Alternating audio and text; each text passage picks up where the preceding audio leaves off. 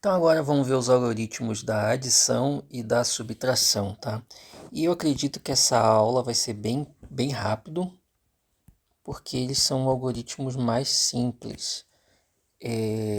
Eu acredito até que vocês nem precisariam, ou a maioria não vai precisar, mas eu vou falar aqui porque tem coisas interessantes que muitas vezes a gente apenas decora, né? E assim a gente também segue uma lógica para o restante do conteúdo. Então vamos lá. Como é que a gente vai fazer aqui? A gente tem que entender, por exemplo, se eu tivesse o número 321. 321, como a gente viu, esses algarismos que estão ali, eles nem sempre representam um número, né? O algarismo 1 que está ali, representa exatamente o número 1. O 2 representa 20, o 3 já representa 300. Então a gente vai botar assim, isso aqui seria a mesma coisa que 3 centenas mais 2 dezenas, C de centena e D de dezenas, mais uma unidade, vou colocar só 1. E se eu quisesse, sei lá, um outro número, 436, por exemplo, eu teria 4 centenas mais 3 dezenas mais 6. Essa que é a forma, o que está dizendo ali. E quando a gente vai somar coisas, a gente tem que somar coisas iguais. Não faz sentido a gente somar coisas diferentes. Por exemplo, se eu falo para vocês, eu tenho 2 maçãs e 2 peras. Quanto que isso dá? Eu tenho que reduzir a mesma unidade. Como é que eu poderia reduzir a mesma unidade? 2 frutas com 2 frutas, 4 frutas. Agora, peras e maçãs não tem como eu somar, né? Então, não faz muito sentido. É mais ou menos a base aqui do que a gente vai usar para esse algoritmo, por exemplo, da adição e da subtração. É a mesma coisa, o mesmo processo, né? Então, se eu for somar 321 com 436, por que a gente bota um embaixo do outro? A gente tem que botar as casas certinhas, né? As ordens das classes dos números certinhos. Unidade com unidade, dezena com dezena e centena com centena, porque a gente só pode somar coisas iguais, subtrair coisas iguais. Então, se eu tenho uma unidade com, vou botar aqui o símbolo de mais, para dizer que está somando, uma unidade com 6 unidades, isso vai dar 7 unidades. Agora, se eu tenho duas unidades de dezenas e 3 unidades de dezenas, ou seja, 2 dezenas e 3 dezenas, 3 com mais 2, 5 dezenas, 57. Isso ficou ruim esse 5 aqui, né? Vou botar mais para cima para ficar mais fácil de eu escrever. Então ficou 5. 3 centenas com 4 centenas, 7 centenas. Então eu tenho o número 757. Agora, se fosse assim, um pouco diferente, se eu botar o mesmo 321, mas se eu colocasse aqui embaixo, sei lá, 293. Então, é a mesma coisa aqui no caso, unidade com unidade, dezena com dezena, centena com centena. 1 com 3 vai dar 4. E aí que vem agora nas dezenas. Eu tenho 2 dezenas com 9 dezenas. 10, 11, eu tenho 11 dezenas. 11 dezenas a gente não tem, a gente está no sistema decimal. No sistema decimal a gente só representa até 9 por causa do zero que faz o 10, né? Só tem 9 algarismos. Então não tem como representar 11. Se fosse no hexadecimal que a gente viu, como é que você representa o 11? A letra B. Então sim, eu conseguiria colocar ali a letra B.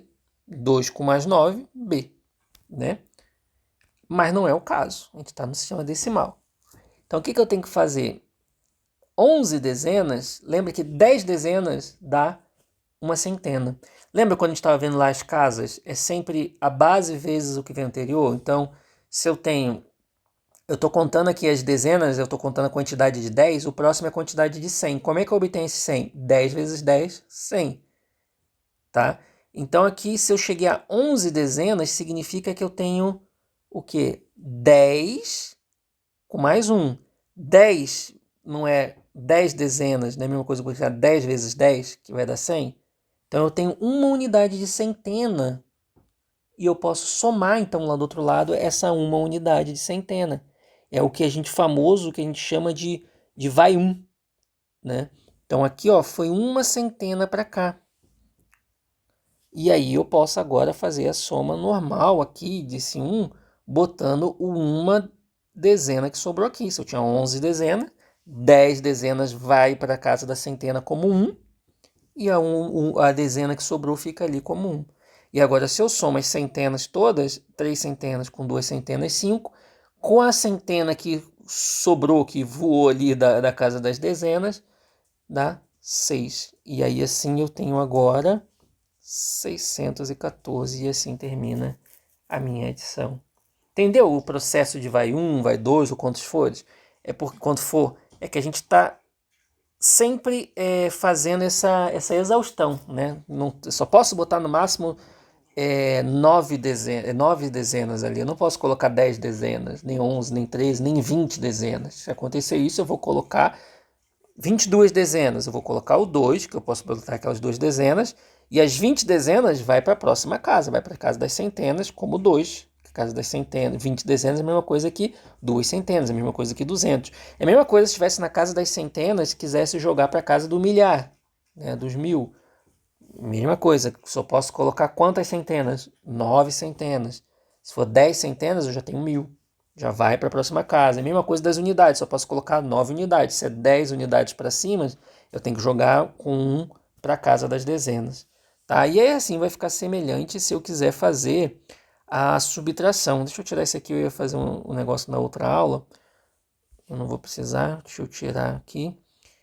Na subtração, vamos botar o mesmo 321, gostei do 321. A subtração vai ser o mesmo processo, né? Eu vou colocar 250. Só que agora eu vou fazer subtração.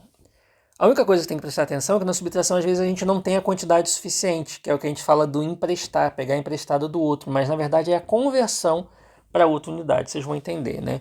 Então a mesma coisa, eu só posso subtrair coisas iguais, então eu vou subtrair unidade com unidade, dezenas com dezenas e centenas com centenas. Eu tenho aqui inicialmente uma unidade, diminuir com 0 unidades, vai dar a própria uma unidade, não vai alterar nada.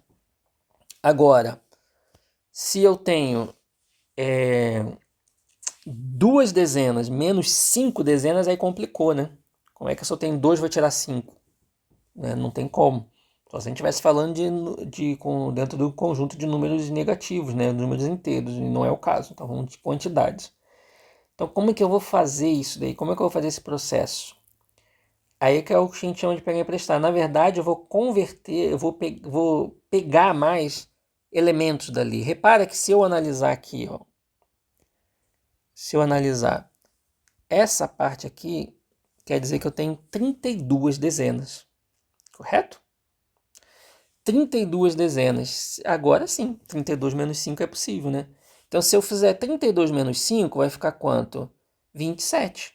Então, vai sobrar o 7 ali nas dezenas e vai ficar só 2 nas centenas. 27. E aí soma com outro 2, 4, 7, 1. Falei, mas não era assim que a professora falava, né? Antes, né? Sim, é porque ela vai fazer a questão do pegar emprestado, mas é exatamente isso, né? Se eu tenho aqui, deixa eu apagar aqui para ficar melhor, 32 dezenas, com 5 dá para eu fazer, mas eu não preciso das 32 para fazer a conta. Então eu vou pegar só uma centena que está aqui. Dessas 3 centenas que está aqui em cima, inicialmente eu vou pegar só uma centena. Para pegar essa uma centena, eu vou jogar ela para cá, né? Só que se eu peguei uma centena daqui, aqui já não tem mais 3 centenas, aqui vão ter agora só 2 centenas. E aí se eu peguei uma centena para cá, agora eu vou ter aqui isso daqui, ó, 12 dezenas. Porque uma centena é igual a 10 dezenas. Com a 2 de dezena que eu já tinha aqui, 12 dezenas. Agora 12 menos 5 fica 7. E aí a gente então tem aqui 7. Agora vamos lá para as centenas. Eu tenho, como eu tirei uma centena, saiu, não é mais 3, agora aqui é 2. 2 centenas com 2 centenas dão 4 centenas e por isso fica 471. Então por isso tem que ter atenção nesse pegar emprestado. A lógica é essa, tá? O vai mais um na adição, A lógica é essa, mas esses daqui eu acho que estão mais tranquilos para vocês. Então, os algoritmos da adição e da subtração a gente termina por aqui. Na próxima aula a gente vê o algoritmo da multiplicação e depois, na outra aula, o algoritmo da divisão.